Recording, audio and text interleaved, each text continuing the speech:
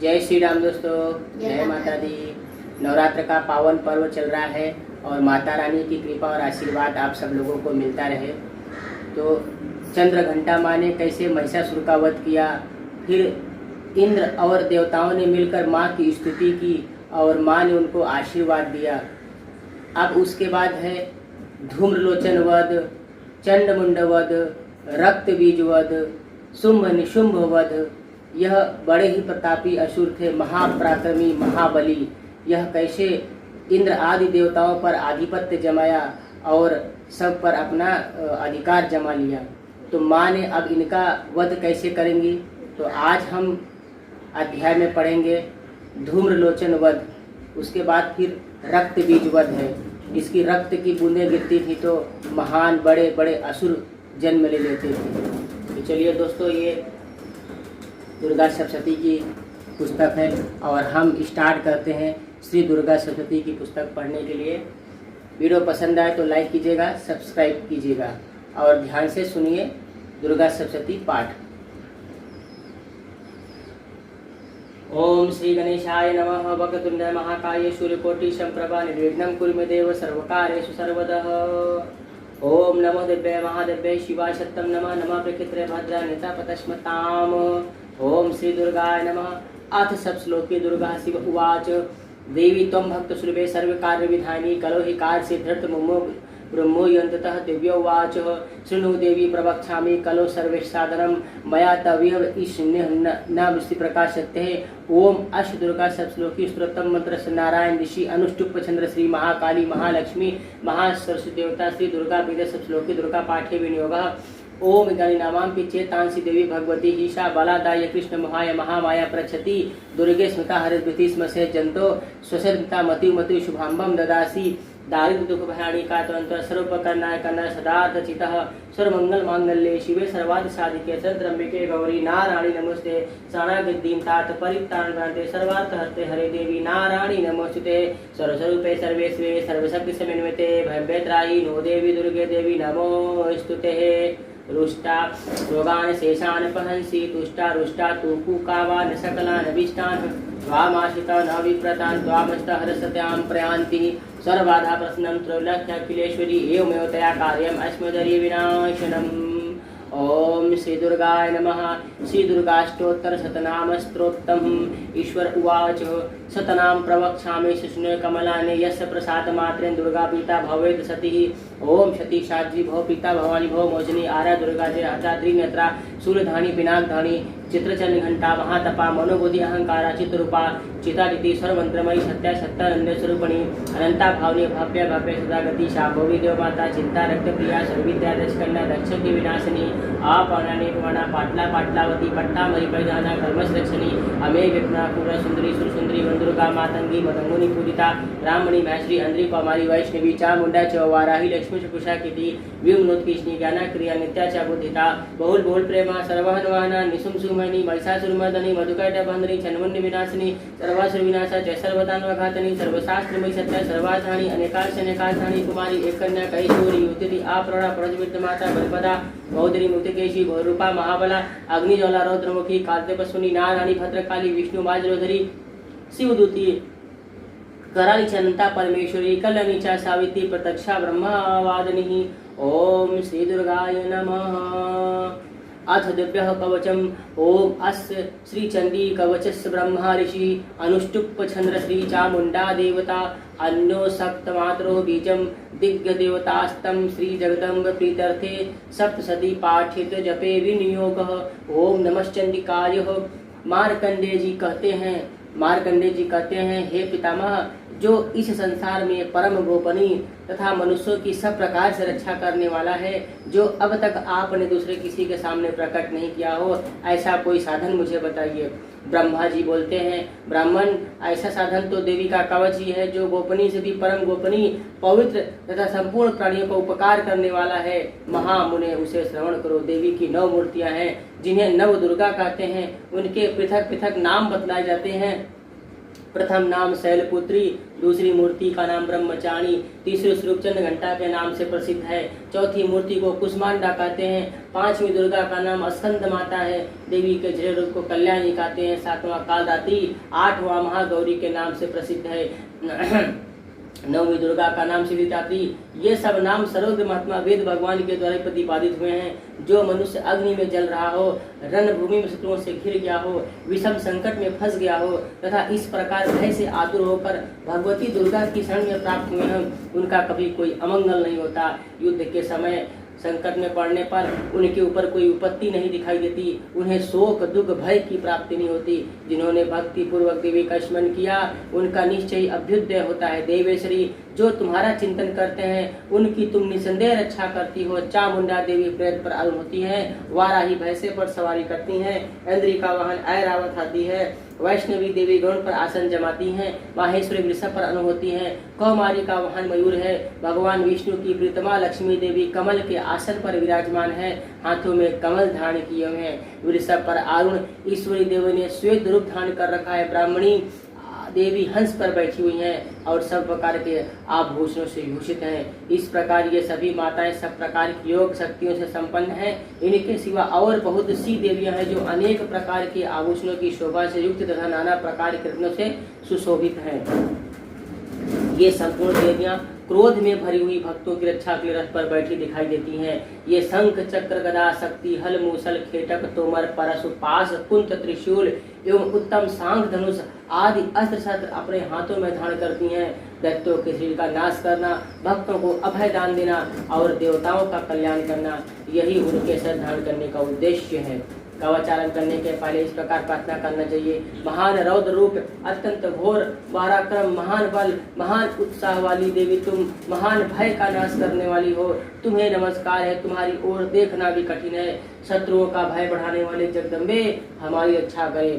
पूर्व दिशा में इंद्र शक्ति हमारी रक्षा करें। अग्निकोण में अग्नि शक्ति, दक्षिण दिशा में वाराही, नेत्रपुर में खरग धारणी, पश्चिम दिशा में वारुणी, वायम में कोरमर मृग पर सवारी करने वाली, उत्तर दिशा में कौमारी, ईशान कोल में शूलधानी, ब्राह्मणी तुम ऊपर की ओर से रक्षा करो, वैष्णवी देवी नीचे की ओर से रक्षा करें। इसी प्रकार को 100 को अपना वाहन बनाने वाली चामुंडा देवी 10 दिशाओं से रक्षा करें। जया आगे से, विजया पीछे से, वाम भाग में अजिता, दक्षिण भाग में अपराजिता, उद्योदनी शिखा की, उमा मेरे मस्तक पर विराजमान होकर ललाट में मालाधारी, यशस्विनी देवी भौं कसन करें। भौं के मध्य भाग में त्रिनेत्रा, रत्नों की यम घंटा देवी, दोनों नेत्रों के मध्य भाग में सांकनी, कानों में द्वारवासिनी, कालिका देवी कपोलों की, भगवती सांकरी कानों के मूल भाग की, नासिका में सुगंधा, ऊपर के ओठ में चर्चिका देवी रक्षा करें, नीचे के ओठ में अमृत कला, जिह्वा में सरस्वती देवी रक्षा करें।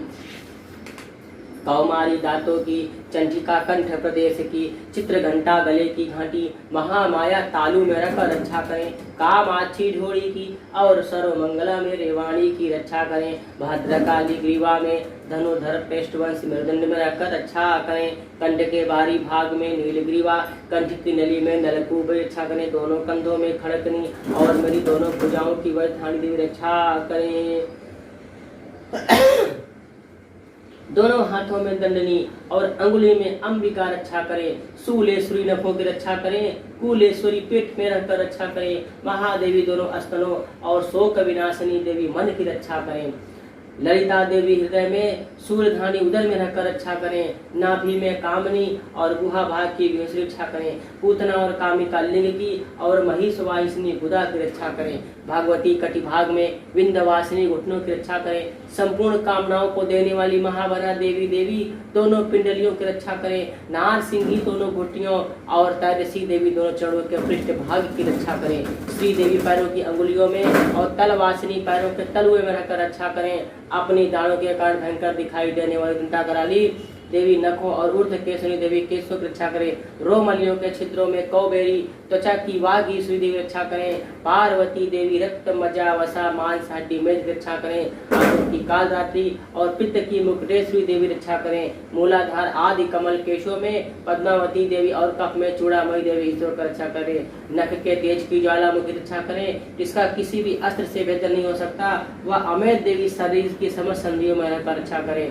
ब्राह्मणी आप मेरे वीर की रक्षा करें, क्षय श्री क्षय की रक्षा करें, धर्म धारणी देवी मेरे अहंकार मन और बुद्धि की रक्षा करें, हाथ में वज्र धारण करने वाली वज्रहस्ता देवी मेरे प्राण अपान व्यान उदान समान वायु की रक्षा करें, कल्याण से शोभित होने वाली भगवती कल्याण शोभना मेरे प्राण की रक्षा करें, रस रूप गंध शब्द स्पर्श इन विषयों का अनुभव करते समय योगिनी देवी रक्षा करें, सत्व गुण रजोगुण तमोगुण रक्षा सदा नारायणी देवी करें, वाराही आयु की रक्षा करें, वैष्णवी धर्म की रक्षा करें, चक्री जग ध्यान करने वाली देवी यश कीर्ति लक्ष्मी धन विद्या की रक्षा करें, इंद्राणी आप मेरे गोत्र की रक्षा करें, चंडिके तुम मेरे पशुओं की रक्षा करें, महालक्ष्मी पुत्रों की रक्षा करें और भैरवी पत्नी की रक्षा करें, मेरे पथ की सुविधा मार्ग की क्षेम की रक्षा करें, राजा के दरबार में महालक्ष्मी रक्षा करें और सब ओर से व्याप्त रहने वाली विजया देवी संपूर्ण भयों से हमारी रक्षा करें।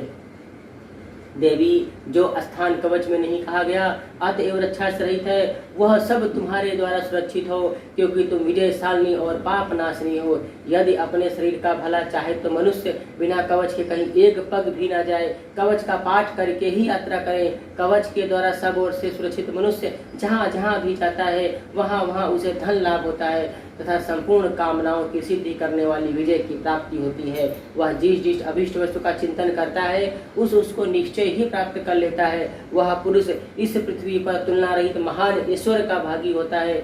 कवच से सुरक्षित मनुष्य निर्भय हो जाता है, युद्ध में उसकी पराजय नहीं होती, वह तीनों लोकों में पूजनीय होता है।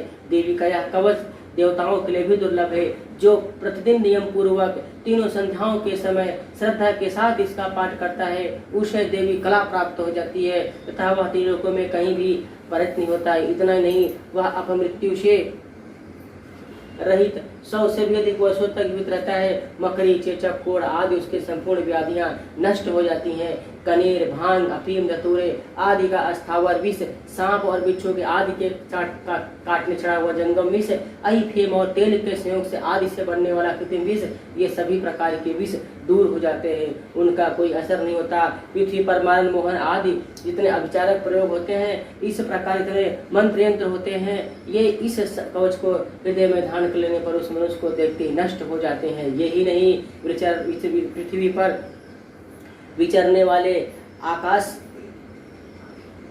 वाले ग्राम देवता आकाशचारी देव विशेष जल के संबंध से प्रकट होने वाले गण, उपदेश मात्र से सिद्ध होने वाले निम्न कोटि के देवता, अपने जन्म के साथ प्रकट होने वाले कुल देवता, माला कंठ माला डाकनी साकनी, अंतरिक्ष में चलने वाले अत्यंत बड़े दिव्यानंद कन्या, ग्रह भूत पिशाच गंधर्व राक्षस ब्रह्मा राक्षस बेताल कुष्मांड भैरव आदि अनिष्ट कारक देवता भी हृदय में कवच धारी के रहने पर मनुष्य को देखते ही भाग जाते हैं। कवचधारी पुरुष को सम्मान वृद्धि प्राप्त होती है।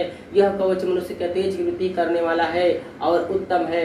कवच का पाठ करने वाला पुरुष अपनी कीर्ति से विभूषित भूतल पर अपने श्रेष्ठ के साथ साथ वृद्धि को प्राप्त होता है। जो पहले कवच का पाठ करके उसके बाद सती चंडी का पाठ करता है, उसकी जब तक वन पर्वत और कानों से यह पृथ्वी टिकी रहती है तब तक यहाँ पुत्र पौत्र आदि संतान परंपरा बनी रहती है। फिर देह का अंत होने पर वह पुरुष भगवती महामाया के प्रसाद से उस नित्य परम पद को प्राप्त होता है जो देवताओं के लिए भी दुर्लभ है।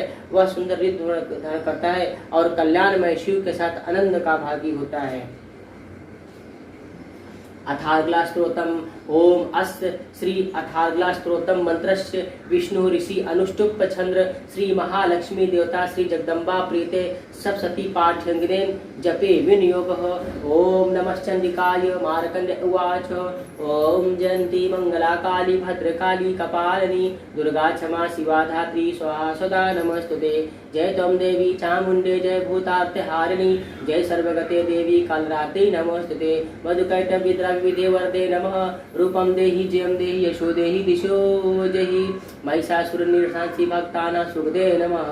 रूपम देहि जयम देहि यशो देहि दिशो जहि। रक्त बीज वधे देवी चंडमुंड विनाशिनी। रूपम देहि जयम देहि यशो देहि दिशो जहि। शुंभस्त निशुंभस्त धूम्राश्च मर्दनिः। रूपम देहि जयम देहि यशो देहि दिशो जहि। वंदितांग रुग्रे देवी सर्व सौभाग्यदायिनी। रूपम देहि जयम देहि यशो देहि दिशो जहि। आचिंत रूप चरित्य सरस्वती विनाशिनी। रूपम देहि जयम देहि यशो देहि दिशो जहि। नतेभ्यः सर्वदा भक्ता जन्विका दुरितापये। रूपम देहि जयम देहि यशो देहि दिशो जहि। स्तुते भक्तिपूर्वं चंडिके व्याधिनाशिनीं रूपं देहि जयं देहि यशो देहि दिशो देहि चंडिके सत्तं ते त्वामाश्रितं भक्तितः रूपं देहि जयं देहि यशो देहि दिशो देहि देहि सौभाग्यमारोग्यं देहि मे परम सुखं विदेहि रूपं देहि जयं देहि यशो देहि दिशो देहि विदेहि द्विषानाशं विदेहि मलमुच्चके रूपं देहि जयं देहि यशो देहि दिशो देहि विदेहि देवी कल्याणं विदेहि परमाश्रियं रूपं देहि जयं देहि यशो देहि दिशो देहि सुरासुरनिद्रोचंडिके अम्बिके रूपं देहि जयं देहि यशो देहि दिशो देहि विद्यावन्तं यशवन्तं लक्ष्मीवन्तं जनं कुरु रूपं देहि जयं देहि यशो देहि दिशो देहि प्रचंडके प्रणताय मेहे रूपं देहि जयं देहि यशो देहि दिशो देहि चतुर्भुज चतुर्संगते परमेश्वरी रूपं देहि जयं देहि यशो देहि दिशो देहि कृष्णेन संगते देवी श्रद्धावसदा अंबिके रूपं देहि जयं देहि यशो देहि दिशो देहि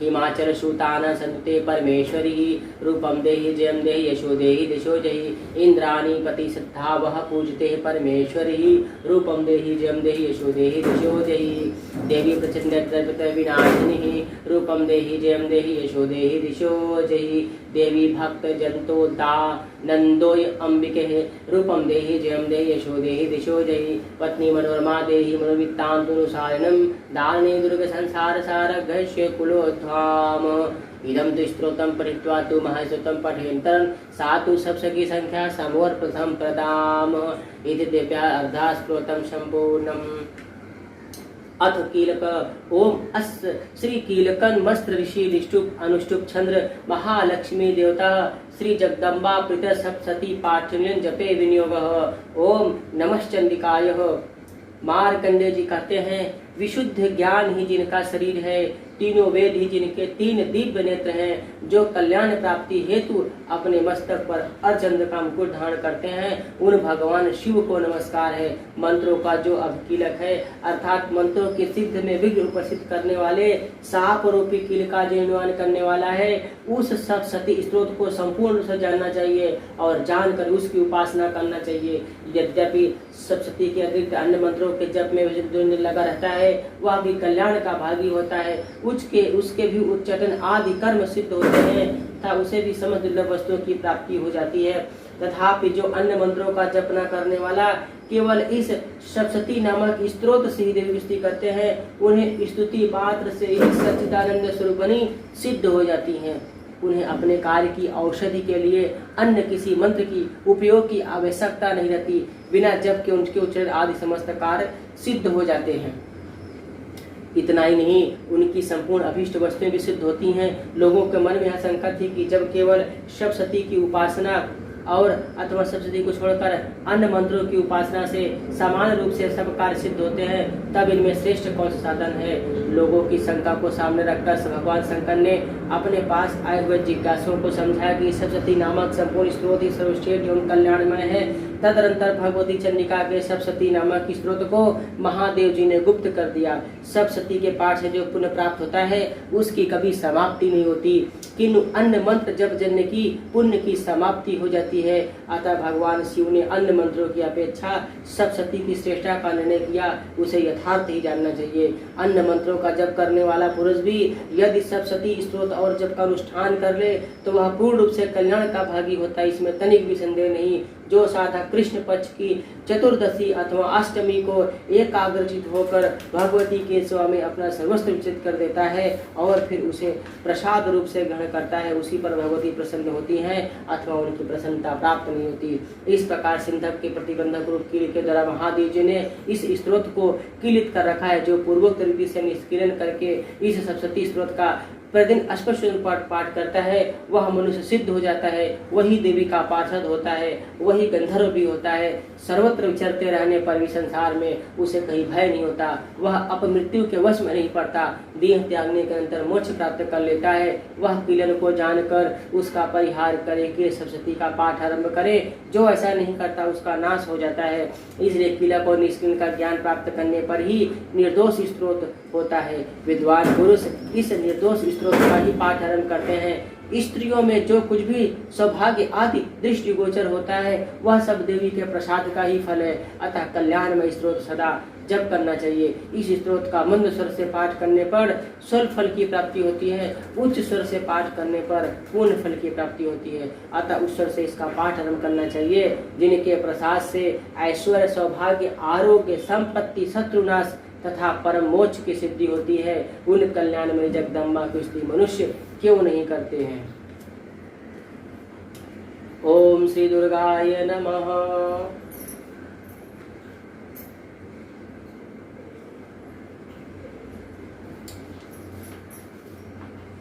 धूम्रलोचन वद ध्यानम। मैं सर्वेश्वरी भैरव के अंगों में निवास करने वाली परमोत्कृष्ट पद्मावती देवी का चिंतन करता हूँ। वे अपने नागराज के आसन पर बैठी हैं। नागों के फनों से सुशोभित होने वाली मणियों की विशाल माला से उनकी देहता उद्भासित हो रही है। सूर्य के समान उनका तेज है। 3 नेत्र उनकी शोभा बढ़ा रहे हैं। वे हाथों में माला, कुंभ, कपाल और कमल धारण किए हुए हैं तथा उनके मस्तक पर अर्धचंद्र का मुकुट सुशोभित है। ऋषि कहते हैं, देवी का यह वचन सुनकर दूत को बड़ा अमर्ष हुआ। वह दैत्यराज के पास जाकर समाचार विस्तार पूर्वक कर सुनाया। दूत के उस वचन को सुनकर दैत्यराज कुपित हो उठा और दैत्य सेनापति धूम्रलोचन से बोला, धूम्रलोचन, तुम शीघ्र ही अपनी सेना साथ लेकर जाओ और उस दुष्टा के केस पकड़कर घसीटते हुए उसे बलपूर्वक यहाँ ले आओ। उसकी रक्षा करने के लिए यदि कोई दूसरा पुरुष खड़ा हो तो वह देवता, यक्ष, गंधर्व क्यों न हो, उसे अवश्य मार डालना। ऋषि कहते हैं, शुंभ के इस प्रकार आज्ञा देने पर वह धूम्रलोचन दैत्य 60,000 असुरों की सेना को लेकर वहां से तुरंत चल दिया। वहां पहुंचा, उसने हिमालय रहने वाली देवी को देखा और ललकार कर कहा, अरे तू शुंभ निशुंभ के पास चल। यदि इस समय प्रसन्नता पूर्वक मेरे स्वामी के समीप नहीं चलेगी तो मैं बलपूर्वक झोंटा पकड़कर घसीटते हुए तुझे ले चलूंगा। देवी बोलती है, तुम्हें दैत्य के राजा ने भेजा है। तुम स्वयं भी बलवान हो और तुम्हारे साथ विशाल सेना भी है। ऐसी दशा में यदि मुझे बलपूर्वक ले चलोगे तो मैं तुम्हारा क्या कर सकती हूँ। ऋषि कहते हैं, देवी को योग कहने पर असुर धूम्रलोचन उनकी ओर दौड़ा। तब माँ जगतजननी अंबिका हुम शब्द के उच्चारण मात्र से उसे भस्म कर दिया। फिर तो क्रोध में भरी हुई दैत्यों की विशाल सेना और अंबिका के एक दूसरे पर तीखे सायनों और शक्ति और फर्शों की वर्षा होने लगी। इतने में देवी का वाहन सिंह क्रोध में भरकर भयंकर गर्जना करके गर्दन के बालों को हिलाता हुआ असुरों की सेना में कूद पड़ा। उसने कुछ दैत्यों को पंजों की मार से, कितनों को अपने जबड़ों से और कितने ही महादैत्यों को पटककर ऊंट की दाढ़ों से घायल करके मार डाला। उस सिंह ने अपने नखों से कितनों के पेट फाड़ डाले, थप्पड़ मारकर कितनों के सिर धड़ से अलग कर दिए, कितनों की भुजाएं कट गई, मस्तक कट गई, कितने की गर्दन के बाल हिलाते हुए दूसरे के दैत्यों के पेट फाड़कर उनका रक्त चूस लिया। अत्यंत क्रोध में भरे हुए देवी के वाहन उस महाबली सिंह ने क्षण भर में ही असुरों की सारी सेना का संहार कर दिया। शुंभ ने जब सुना कि देवी ने धूम्रलोचन और असुरों को मार डाला है, उसके सिंह ने सारी सेना का सफाया कर डाला है, तब उस दैत्यराज को बड़ा क्रोध हुआ। उसका होठ कांपने लगा। उसने चंड मुंड नामक 2 महादेवताओं की आज्ञा दी, हे चंड और हे मुंड, तुम लोग बड़ी सेना लेकर वहां जाओ। उस देवी के झोटे पकड़कर अथवा उसे बांधकर शीघ्र वहां ले आओ। यदि इस प्रकार उसमें लाने में संदेह हुआ तो युद्ध में सब प्रकार अस्त्रों का समस्त असुरी सेना का प्रयोग करके उसकी हत्या कर डालना। उस दुरात्मा की हत्या होने तथा सिंह के मारे जाने पर उस अंबिका को बांधकर साथ ले शीघ्र ही लौट आना। इस प्रकार श्री मार्कंडेय सांवरिक मनवंतर की कथा के अंतर्गत देवी महात्म्य में धूम्रलोचन वध नामक 6ठा अध्याय पूरा हुआ। चंड और मुंड वध ध्यानम। मैं मातंगी देवी का ध्यान करता हूँ। वे रत्नमय सिंहासन पर बैठकर पढ़ते हुए तोते का मधुर शब्द सुन रही हैं। उनके शरीर का वर्ण श्याम है। वे अपना एक पैर कमल पर रखे हुए हैं, मस्तक पर अचंद्र धारण करती हैं तथा कुम्हार पुष्पों की माला धारण किए वीणा बजाती हैं। उनके श्री अंगों में कसी हुई चोली शोभा पा रही है। वे लाल रंग की साड़ी पहने हाथ में शंखमय पात्र लिए हुए हैं। उनके वंदन मधु का हल्का हल्का प्रभाव जान पड़ता है। ललाट में बेनी शोभा पा रही, ऋषि कहते हैं। तदनंतर शुंभ की आज्ञा पाकर वे चंड मुंड आदि दैत्य चित्रंगनी सेना के साथ शास्त्रों से सुसज्जित हो चल दिए। फिर गिरिराज हिमालय के सुवर्ण ऊंचे शिखर पर पहुंचकर उन्होंने सिंह पर बैठी देवी को देखा। वे मंद मंद मुस्कुरा रही थी। उन्हें देखकर दैत्य लोग तत्परता से पकड़ने का उद्योग कर रहे थे। किसी ने धनुष तान लिया, किसी ने तलवार संभाली और कुछ लोग देवी के पास आकर खड़े हो गए। तब अंबिका ने उन शत्रुओं के प्रति बड़ा क्रोध हुआ। उस समय क्रोध के कारण उनका मुख काला पड़ गया, ललाट में भौहें टेढ़ी हो गई। वहां से तुरंत विकलार रूपी काली प्रकट हुई, जो तलवार और पास लिए हुए थी। वे विचित्र खड़कवा धारण किए हुए, चीते की चर्म की साड़ी पहने हुए, नरमुंडों की माला से भूषित, उनके शरीर का मांस सूख गया था, केवल हड्डियों का ढांचा था, जिससे वह अत्यंत भयंकर जान पड़ती थी। उनका मुख बहुत ही विशाल था, जीभ लपलपाने के कारण वे भयंकर ही डरावनी प्रतीत होती थी। उनकी आंखें भीतर को धसी हुई, कुछ लाल थी। वे भयंकर गर्जना करते संपूर्ण दिशाओं को गुंजा रही थी। बड़े बड़े दैत्यों का वध करती हुई वे कालिका बड़े वेग से उस सेना पर टूट पड़ी। उन सबको क्षण भर में भक्षण करने लगी। वे पार्श्व रक्षकों को, अंकुशधारी महारथों को, योद्धाओं और घंटा सहित कितनों ही हाथियों को एक ही हाथ से पकड़कर मुंह में डाल लेती। इसी प्रकार घोड़े, रथ और सारथियों के साथ रथी सैनिकों को मुंह में डालकर वे उन्हें बड़े भयंकर रूप से चबा डालती। किसी के बाल पकड़ लेती, किसी का गला दबा देती, किसी को पैरों से कुचल डालती और किसी को छाती के धक्के से गिराकर मार डालती। वे असुरों के छोड़े हुए बड़े बड़े अस्त्र शस्त्र मुख से पकड़ लेती, रोष और भर उनके दांतों से पेश डालती। काली ने भगवान और दुरात्मा दैत्यों की वह सारी सेना रौंद डाली, खा डाली, कितनों को मार भगाया। कोई तलवार के घात उतारे गए, कोई खड़क से पीटे गए। कितने ही असुर दैत्यों के अग्रभाग से कुचले जाने पर मृत्यु को प्राप्त हुए। इस प्रकार देवी ने असुरों की उस सारी सेना को क्षण भर में मार गिराया। यह देख चंड उन अत्यंत भयानक काली देवी की ओर दौड़ा तथा महादैत्य मुंड भी अत्यंत भयंकर बाणों की वर्षा करके हजारों बाण चलाए हुए चक्रों से भयानक नेत्र वाली देवी को आच्छादित कर दिया। वे अनेक चक्र देवी के मुख में समाते हुए ऐसे जान पड़े थे मानो सूर्य के बहुतेरे मंडल बादलों के उदर में प्रवेश कर रहे हों। तब भयंकर गर्जना करने वाली काली ने अत्यंत रोष में भरकर विकट अट्टहास किया। उस समय उनके विकराल वंदन के भीतर कठिनात से देखे जा सकने वाले दांतों की प्रभा से वे अत्यंत उज्जवल दिखाई देती थी। देवी बहुत बड़ी तलवार लेकर हम का उच्चारण करके चंड पर धावा किया। उसके केस पकड़कर उसी तलवार से उसका मस्तक काट डाला। चंड को मारा देख मुंड भी देवी की ओर दौड़ा। तब देवी ने रोष में भरकर उसे भी तलवार से घायल करके धरती पर सुला दिया। महापराक्रमी चंड मुंड को मारा गया देख मरने से बची हुई बाकी सेना भय से व्याकुल हो चारों ओर भाग गई। तदनंतर काली ने चंड और मुंड का मस्तक हाथ में लेकर चंडिका के पास जाकर प्रचंड अट्टहास करते हुए कहा, देवी, मैंने चंड और मुंड नामक इन दो महाअसुरों को तुम्हें भेंट किया है। अब युद्ध में शुंभ और निशुंभ का स्वयं ही तुम वध करना। ऋषि कहते हैं, वहां लाए हुए उन चंडमुंड नामक महादैत्यों को देखकर कल्याणमयी चंडी ने काली से मधुर वाणी में कहा, हे देवी, तुम चंड और मुंड को लेकर मेरे पास आई हो, इसलिए संसार में तुम्हें चामुंडा के नाम से तुम्हारी ख्याति होगी। इस प्रकार मार्कंडेय पुराण में सामणिक मनोंतर कथा के अंतर्गत देवी महात्म्य में चंड मुंड नामक अध्याय 7वां अध्याय पूरा हुआ। ओम श्री दुर्गाय नमः।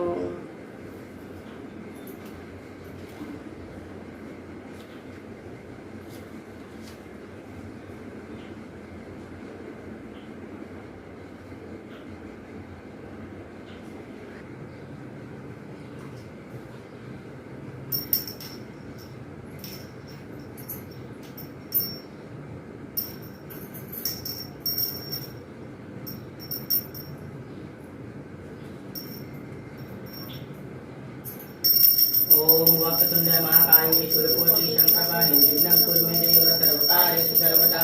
सिंधुलाल चढ़ायो वत्सावली मुखो, रोंदीलाल विराजे शुद्ध गौरी हर को। हाथ लिए गुड़ लड्डू साईं सुरवर को, महिमा कहे न जाए लाभ तुम पद को। जय देव जय देव जय जय श्री गणराज विद्या सुखदाता, धन्य तुम्हारो दर्शन मेरा मन बनता। जय देव जय देव। अष्टो सिद्धिदात्री संकट को बैरी विघ्न विनाशन मंगल मूर्ति अधिकारी कोटि सूरज प्रकाश ऐसी छवि तेरी गज अस्तर मस्तल झूले शशि बिहारी जय देव जय देव जय जय श्री गणराज विद्या सुखदाता धन्य तुम्हारो दर्शन मेरा मन रमता जय देव जय देव भावु भगत से कोई शरणागत आवे संपत्ति संपत्ति भरपूर पावे ऐसे तुम महाराज वो को अति भावे गोस्वामी नंदन नित्य गुण गावे जय देव जय देव जय जय श्री गणराज विद्या सुखदाता धन्य तुम्हारो दर्शन मेरा मन रमता जय देव जय देव ओम जय अम्बे गौरी मैया जय श्यामा गौरी मैया जय मंगल करनी मैया जय आनंद करनी तुमको निश दिन ध्यावत हरि ब्रह्मा शिवरी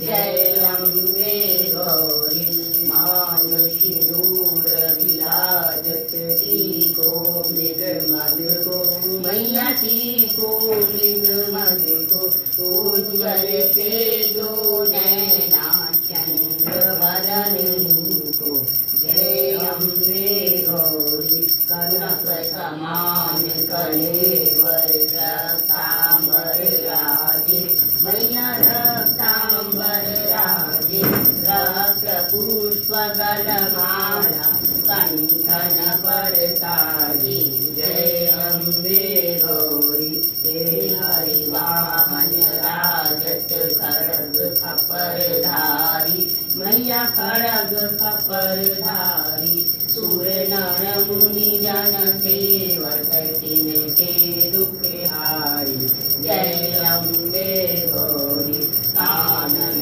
कुंडल शोभित नासाग्रे मोती मैया नासाग्रे मोती कोटिक चंद्र दिवाकर समराजत ज्योति जय अम्बे गौरी तुम शुभ विहारी महिषासुर घाती मैया महिषासुर घाती धूम्र विलोचन नैना निश दिन मरमाती जय अम्बे गौरी चंद्रमुंड संहारी शोणित वीर हरे मैया शोणित वीर हरे मधु के चकुदौ मारे शूल भयनीन करे जय अम्बे गौरी ब्रह्माणी रुद्राणी तुम कमला रानी मैया तुम कमला रानी आगम निगम बखानी तुम शिव पट रानी जय अम्बे गौरी चौषठ योगिनी गावत नित्य करत भैरव मैया नित्य करत भैरव बाजत ताल मृदंगा और बाजत डमरू जय अम्बे गौरी जग की माता तुम ही हो हरता भक्तजन की दुख हरता सुख संपत्ति करता जय अम्बे गौरी पूजाचार्य अति शोभित वर मुद्राधारी मैया वर मुद्राधारी मानवांतिक फल पावत सेवत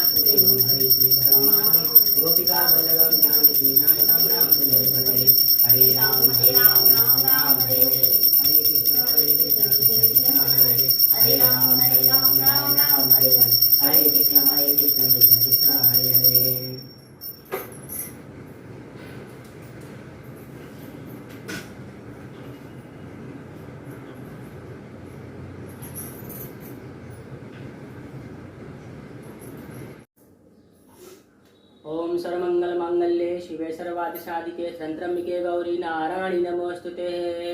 अपराध सहस्राणि गृहन्ते हरनिशं मया दैशोऽयमतिमां मत्वा क्षमस्व परमेश्वरी। आवाहनं न जानामि विसर्जनं पूजां चैव न जानामि क्षम्यतां परमेश्वरी। मंत्रहीनं क्रियाहीनं भक्तिहीनं सुरेश्वरी। यत्ते पूजितं तत्तु देवी परिपूर्णं ततस्तु मे। अपराध शतं कृत्वा जगदम्बेति चोच्चरे या गतिं सामुवाप्नोति नातां ब्राह्मदयः सुरा। सापरो दशमति शरणं प्राप्ता त्वं जगदम्बिके। इदानीमनुकेयम्योऽहं यदेशसि तथा कुरु। अज्ञानाग्निसे भन्या यन्यूनमिदं कृतं तत्सर्वं क्षम्यतां देवी प्रसीद परमेश्वरी। गुह्याति गुहगोत्रितं गृहाणात्कृतं जपं सिद्धिर्भवतु मे देवी तत्प्रसाद सुरेश्वरी। बोलो मेरे सचिया जोता वाली माता तेरी सदा ही जय। बोले सच्चे दरबार की जय।